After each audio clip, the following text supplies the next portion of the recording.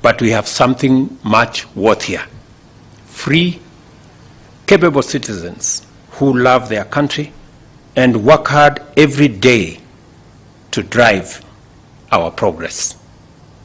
And I'm very proud to be the team leader of that great nation.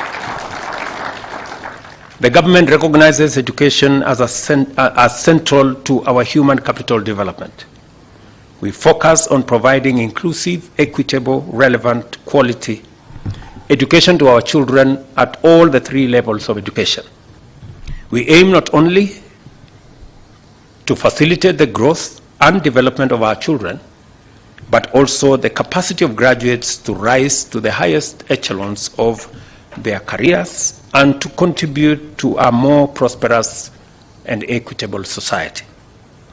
I recognize that we have achieved numerous important milestones in the education sector, including increased access, greater gender parity, improved infrastructure, and enhanced capitation. The results are undeniable, yet at the same time, our education system remains highly unequal and has not lived up to its promise to level the socio-economic playing field for all Kenyan families and their children.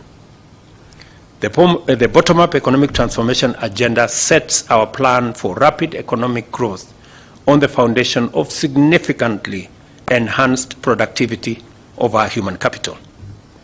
Our foremost priority is to generate jobs for the millions of Kenyans that are currently without them and make sure that these jobs pay enough to cover daily subsistence as well as savings for future investments.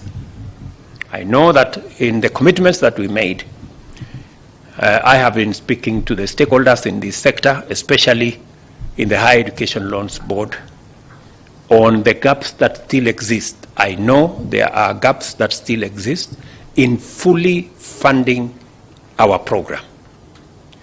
And I want to commit to the education stakeholders that the government of Kenya is going to provide sufficient resources.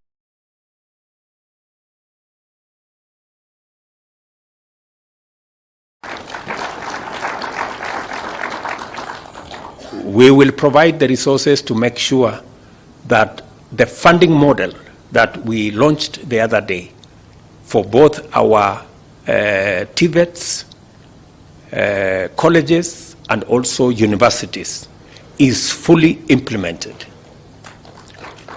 I have made a commitment because it is the only resource that we have and we are sure about is the human capital. And therefore, whatever it takes, we cannot allow our universities to slip back into debt.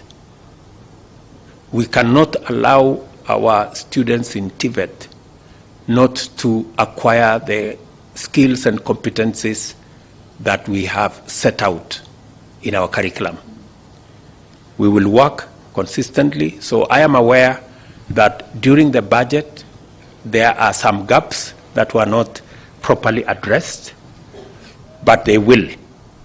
In fact, if there will be a reason for a supplementary budget, that will be one of them, so that we can close all the gaps. I want to assure our universities and our TVETs that we will make sure that the new funding model that is centered around the student, that going into the future, we will not be giving grants to universities, we will be giving scholarships to students going to universities, so that we can account for the education of every student, and so that we can also desegregate which student requires help more than the other. The old funding model treated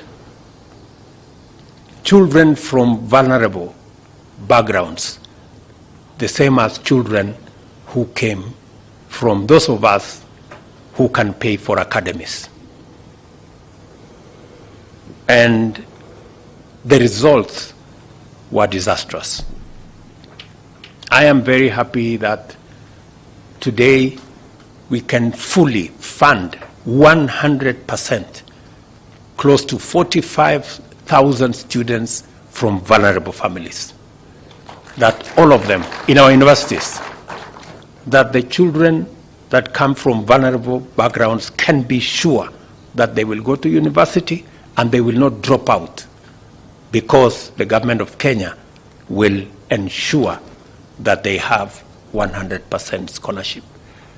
That assurance, that commitment is what is going to create equity in our midst.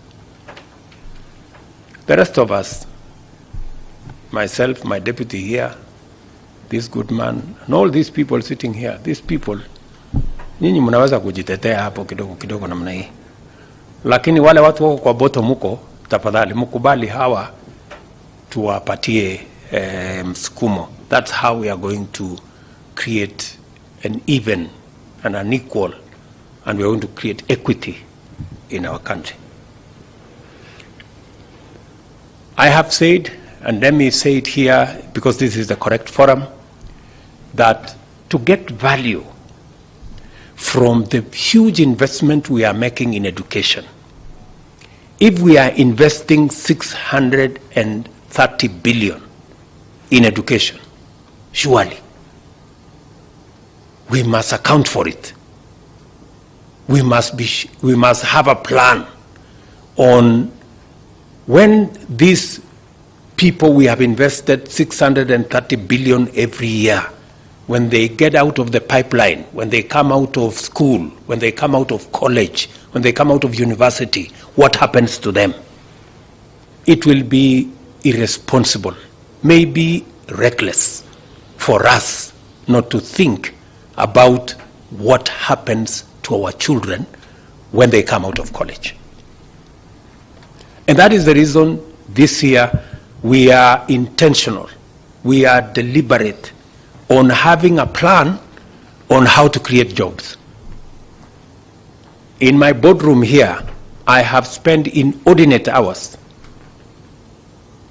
being granular about how many jobs we are going to create, under which program, on which intervention, on which projects, because it is the responsible thing to do. If we are going to invest 630 billion, if we are going to invest 30% of our budget in educating our young people, we must be deliberate on investing in the areas that will create opportunities for them to find work so that their education, their skills, the competencies they have acquired can be meaningful to them, to society, and we can keep a good account of the use of our hard-earned taxes. It is the reason we have the housing plan.